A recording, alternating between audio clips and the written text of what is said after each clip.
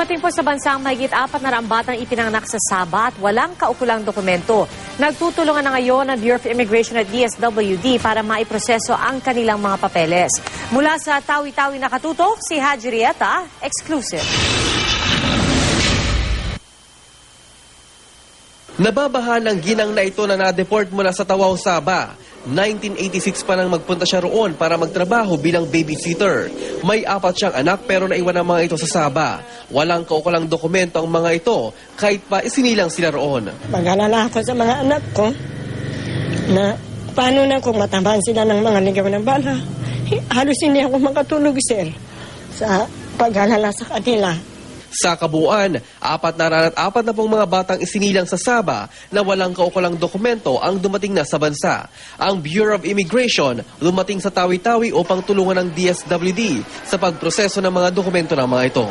Kasama sa mga inilam ng otoridad ay kung saan nanggaling ang mga ito, paano sila nakapasok sa Sabah at ilang taon na silang naninirahan doon. Particularly in documentation and identification of those who are coming from Sabah, Malaysia to determine whether they are Filipino or not. Isa sa mga nanggaling sa Sabah si Abraham Bay. Nabiktima raw siya at mga miyembro ng kanyang pamilya na nagbebenta ng mga peking identification card.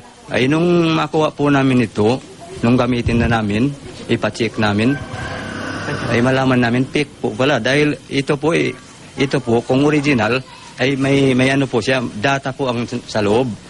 Ito po, walang data empty po itong tambagan ito.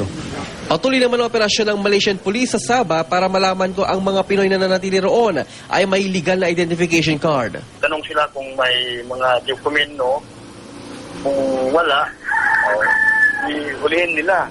Pero kwento ni Roy sa Asidan, isa sa mga umalis ng Sabah, kahit daw mga Pilipinong may legal na papeles, inaaresto rin daw ng otoridad sa Sabah. Si Norisa, napanak pa sa Turtle Island sa Tawi-Tawi nitong Miyerkules habang pasakay sa barko ng Philippine Navy.